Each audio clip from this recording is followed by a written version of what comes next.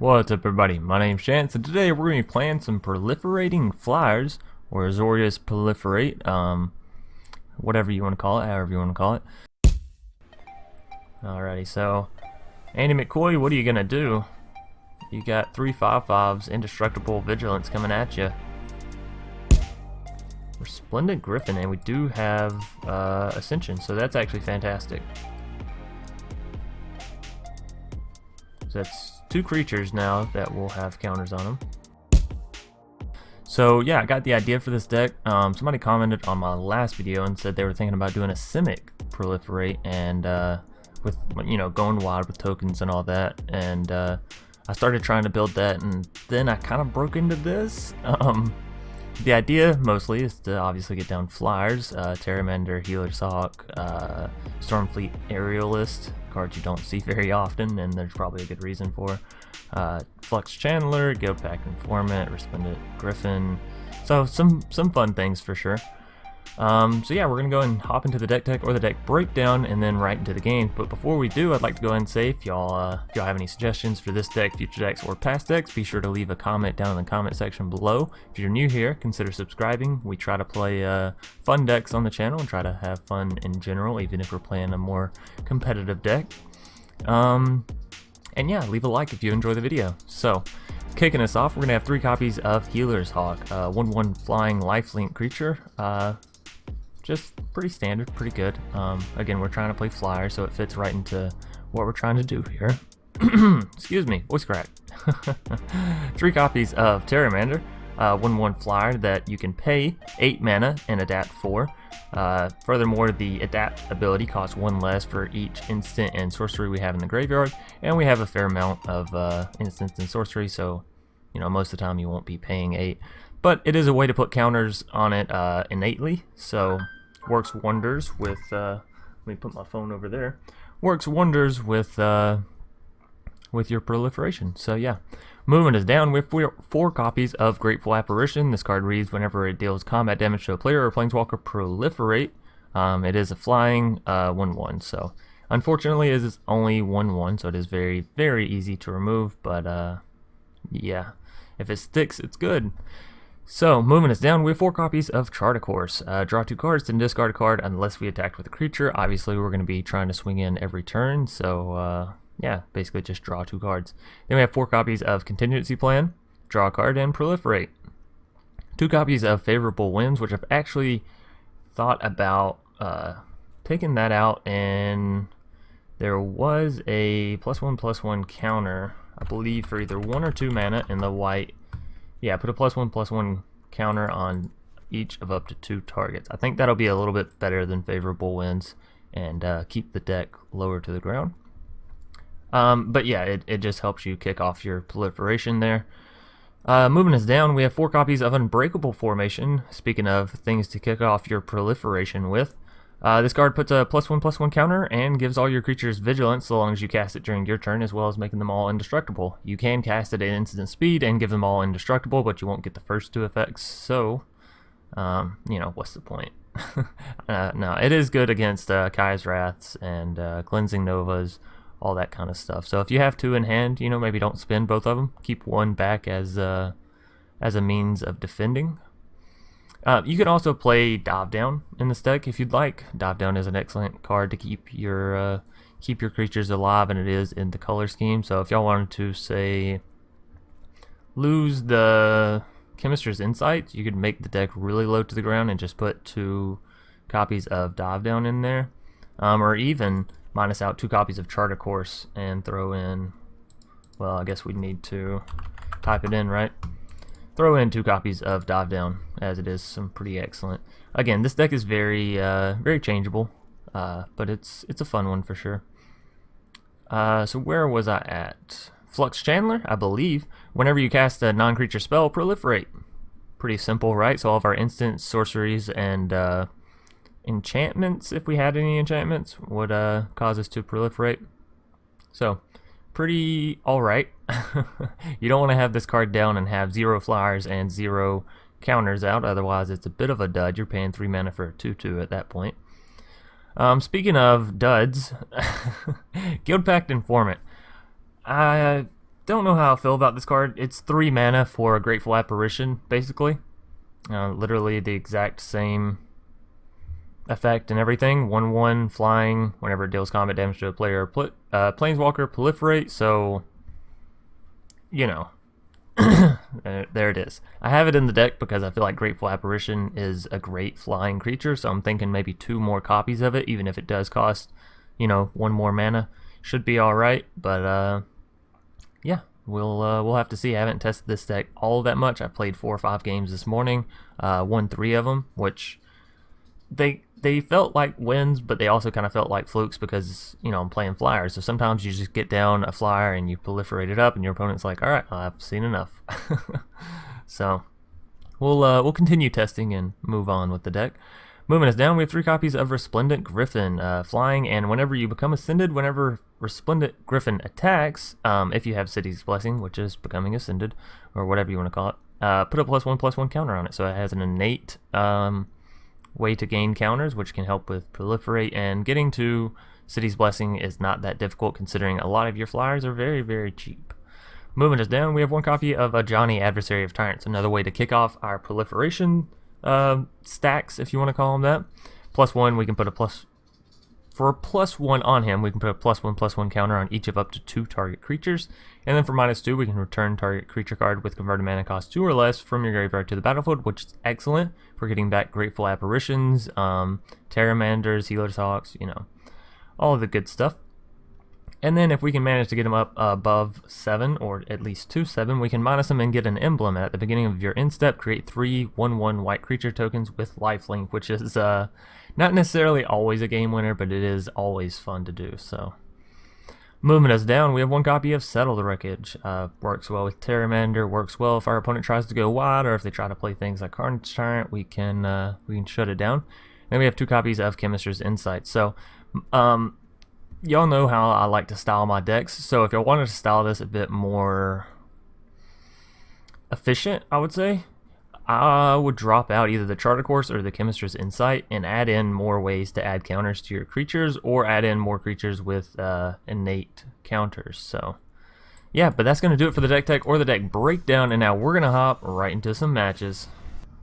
Andy McCoy is going to be our first opponent for the day, and this is a really awesome hand, actually. Plays pretty excellent into what we're trying to do. So turn 1 Pteramander, turn 2 Stormfleet, turn 3 Grateful is what I'm thinking. I'm gonna do. And Gird for battle just makes things all the better, if I do say so myself. Sorry, my dogs are just roaming free in the house right now because I have the doors open. So yeah, we swing in with Pteramander and we play the Stormfleet. Next turn, we play the Grateful, we play Gird for battle. I'm thinking.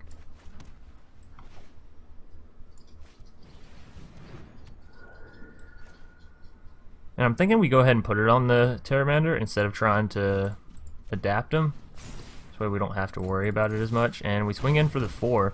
Dreadhorde Invasion is actually going to help us here until their zombie gets to 6, so Blood Operative is unfortunate, as it does give them life back, but still no form of removal, so that's fantastic.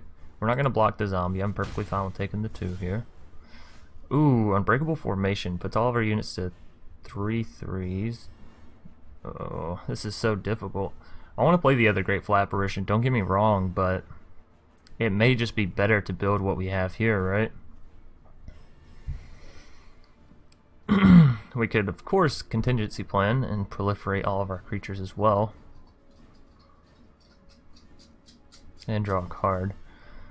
Yeah, I think I want to save the Unbreakable. I think I am going to just Contingency Plan here. Submit. Draw into a land. Can't play it. Unfortunately, it is a tapped land, so that's unfortunate. But we'll take them down to 4, and we will proliferate our units. So we have some very big flyers here. Things are going pretty much exactly how we want them to, which is it's nice. Let's see. They go back up to 6 here. We still have lethal. What could they play here? Even a murder isn't that fantastic, right? So I think this turn we go Grateful Apparition into Unbreakable Formation. And that should be game. So we'll throw down the GGs. Wow. The amount of text on our Pteramander is just crazy. Alrighty, so Andy McCoy, what are you gonna do? You got 3 5/5s, Indestructible Vigilance coming at you. Feels good, it really does. Feels good getting it off in a game 1. Excellent. So yeah, gonna pick up that victory rather swiftly. We just sort of got what we needed, and combo went off. So yeah, we'll go and hop into a game 2 here. Nikop gonna be our next foe. Nikop, or maybe that's N-E-K-O-P. I don't know. Nonetheless, this is an okay hand. We don't have any way to proliferate, but you know, you work with what you got. So we'll go ahead and throw down the Guildgate, and then we'll go into Plains next turn, and then the Glacial Fortress. I don't know why I always want to call it a forest. It's a Glacial Fortress, not a forest. So yeah, go ahead and go with the Pteramander. Next turn we'll attack and then throw down the Stormfleet Aerialist.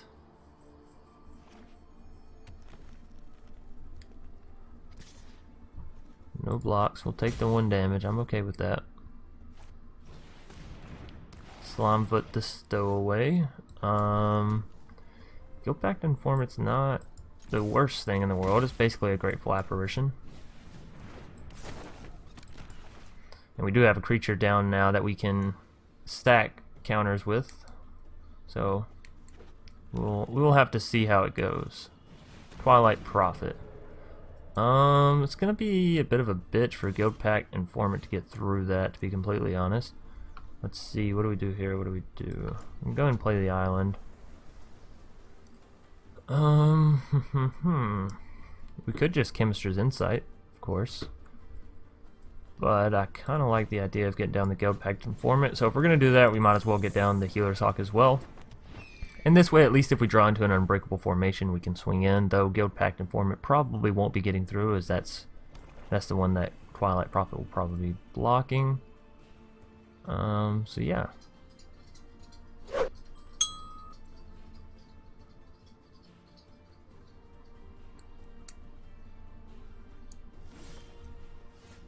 Okay, contingency plan is a way to proliferate, though I wish we had a few more creatures with counters. I'll take it.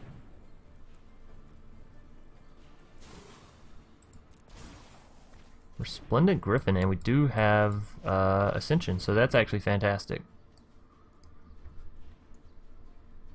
So that's 2 creatures now that will have counters on them.